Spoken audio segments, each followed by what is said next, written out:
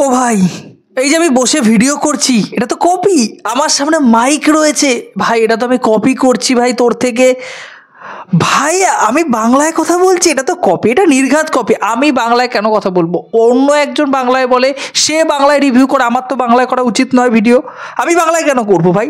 রাত্রিবেলায় হাগু পেলে ভাই তোরও পায় আমারও পায়, কপি ভাই। বিয়ের পর বইয়ের সাথে করবি, এটাও কপি। পৃথিবীতে যা হচ্ছে, পৃথিবীতে যা হবে, তার কাছে শুধু copy copy copy copy copy. নিজে যখন করবে, নিজের এলাকার মানুষ যখন করবে, নিজের দেশের মানুষ যখন করবে, সেটা খুব ভালো, প্রশংসায় পঞ্চমুখ। না আসলে এরকম ধরনের কাজ তো করতেই পারে। নতুন কাজ করছেন তারা, একদমই এন্ট্রি লেভেলে আমাদের দেশ এরকম কাজ করছে, এটা তো ভাবাই যায় না। ইন্ডিয়াতে যে ধরনের ছবি তৈরি হবে বা এই ধরনের ছবি তৈরি হলে copy copy copy copy copy copy. ভাই তো নিজের গোটা জীবনটা যে অন্যের থেকে কপি করা, সেটা কি তুই জানিস? নমস্কার বন্ধুরা, শাহ টকিজে আপনাদের সকলকে স্বাগত। আমি আকাশ শাহ। মানে কি বলবো, আমাদের এই যে চারিদিকে যে একটা বিশৃঙ্খলা তৈরি হচ্ছে না, এই সমস্ত উদ্গান্ডুদের জন্য, সরি আমার ল্যাঙ্গুয়েজ ঠিক নেই, এবং আমি জানি না যে ইউটিউব পারমিশন দেয় কিনা এই সমস্ত কথা বলে। আমি বলি না, সাধারণত কন্ট্রোভার্সি ক্রিয়েট করতে চাই না। এবং দেখুন, তাকে কন্ট্রোভার্সি, মানে এই যে আমরা বিভিন্ন ইউটিউবার, আমাদের বাংলার বিভিন্ন ইউটিউবার এই নিয়ে ভিডিও তৈরি করে ফেলেছে, আমি না শেষ ভিডিও করছি, তো কন্ট্রোভার্সি করে তার চ্যানেলে রিচ বাড়িয়ে তোলা, আর কিছুই না। আপনি তার কমেন্ট বক্সে তো কিস্তি মারবেন, যত গালাগালি দেবেন, বাস্তবে তারই তো লাভ, তার রিচ বাড়বে ভাই। এই যে পরিস্থিতি, টাকা পয়সা লাগবে, আলুর দাম বেড়ে গেছে বাংলাদেশে, তারপরে চিনি কিনতে গেলে সমস্যা, তারপরে যেখানে থাকছে তার রেন্ট ভাড়া দিতে হয়, তো সব কিছু মূল্য বৃদ্ধি হচ্ছে না।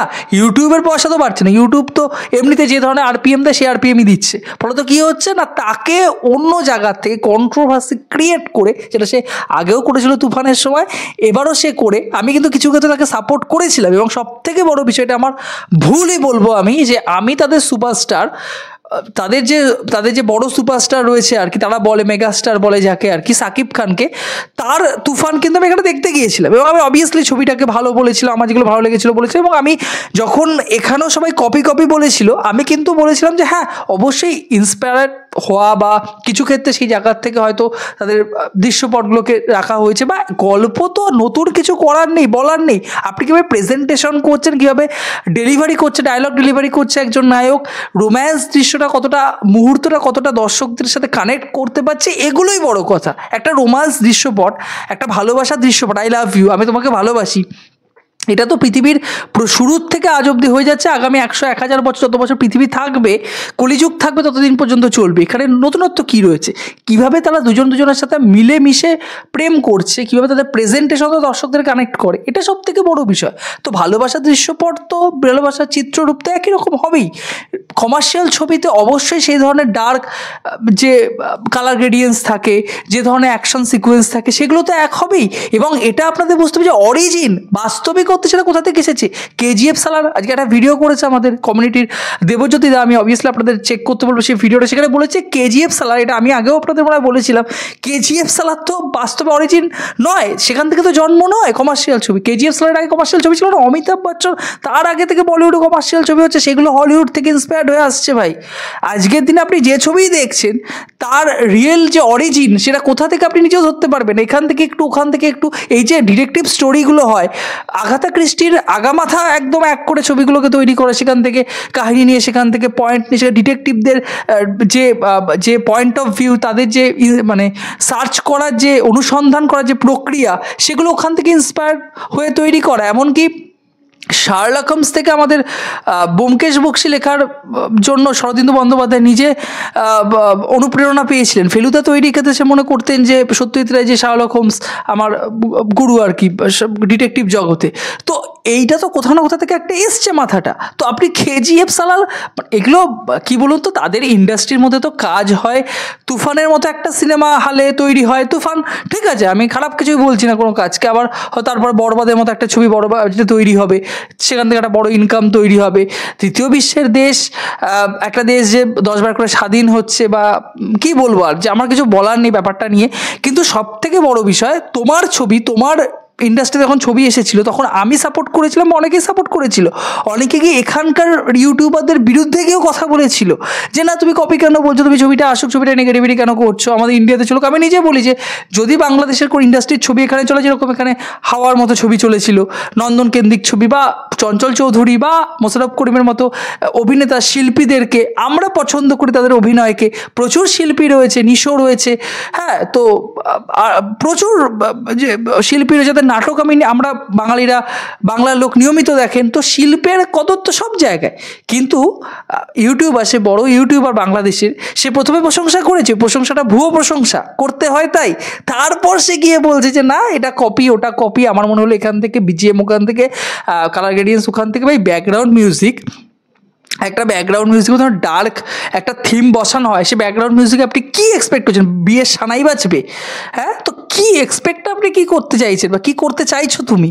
মানে আমার জানা নেই যে এই ধরনের ইউটিউবার এবং এদের যে কমেন্ট বক্স, এই কমেন্ট বক্সে দেখবেন এরা মানে এই যে ভারত বাংলাদেশে দ্বন্দ্ব তৈরি হয় না, এটা বিদ্বেষ তৈরি হয়, কিছুটা কিন্তু এদের জন্য তৈরি হচ্ছে, কিছুটা কিন্তু এরাও ছড়াচ্ছে, এরা প্রভোগ করছে, এরা কন্ট্রোভার্সিক্যাল বাড়িয়ে দিচ্ছে, আরও দু দলের মধ্যে যে ব্যাপারটা আর এটাকে আরও দূরে ঠেলে দিচ্ছে।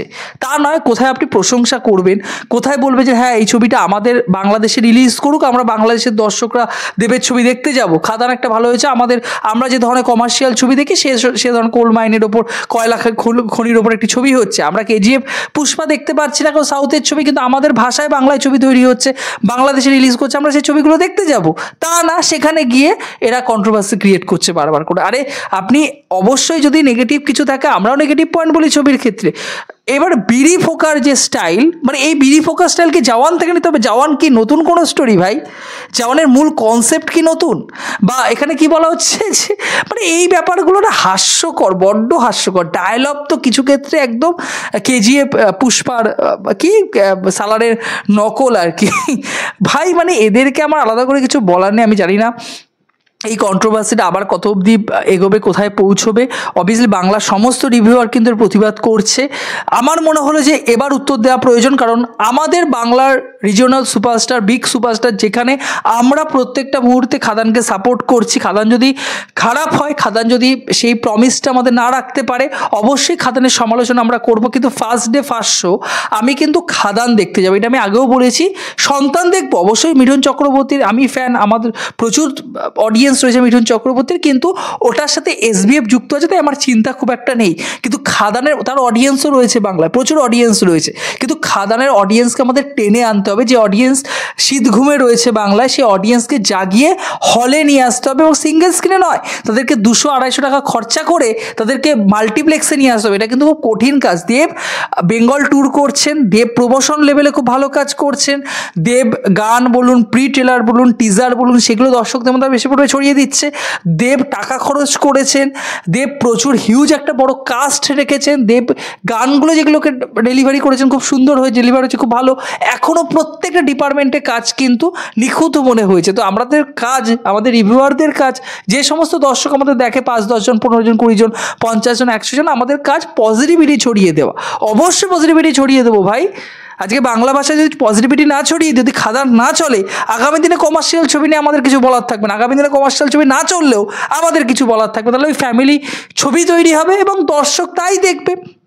ছোট ছবি তৈরি করলে একজন রাইটার, আমি নাম বলছি না, আমরা সবাই চেনেন, একসময় মিঠুন বা দেবের বড় বড় ছবি তিনি স্ক্রিপ্ট রাইটার হিসেবে কাজ করেছেন, স্ক্রিন প্লে লিখেছেন। তিনি বলেছেন ছোট ছবির বাজেট ছোট হয়, তাদের স্বপ্ন কিন্তু থাকে ছোট ইনকাম করার। একটা 10 লাখ টাকার বাজেটের ছবি 15 লাখ বা 20 লাখ টাকা ইনকাম করে তাদের চলে যায়।